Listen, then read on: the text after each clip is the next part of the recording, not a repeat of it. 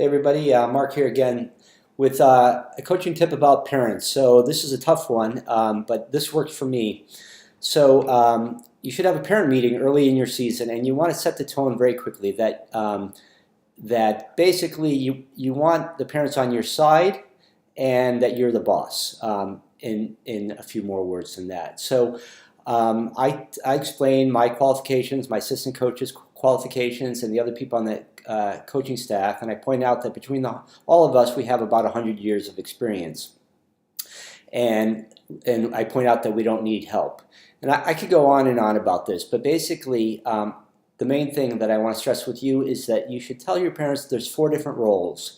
And the roles are of the coach, the parent, the player, and the referee. And they can only be one of those. If they're the parent and they want to be a referee, they should take the refereeing course. But until they do that, they shouldn't be yelling at the referee. And if they want to be a coach, they should become a coach. But they shouldn't be coaching your team while you're trying to coach your team. And if they want to play, they should play. But if they're not playing, they shouldn't be telling the kids how to play. In other words, the one thing I really stress with my parents is that I don't want them yelling instructions. First of all, they're usually yelling instructions that don't make any sense, such as in soccer, kick it, kick it, kick it, kick it, kick it, kick it, kick it, and kick it some more. And so, often you don't want the kids just to kick it. You want them to pass it or to dribble it or to pass it backwards. Often parents don't know the game, but even if they do know the game, we don't want the parents creating that kind of stress on the kids. So what I say to my parents is to think of it as the ballet. When they go to the ballet, they don't yell instructions to the ballerinas.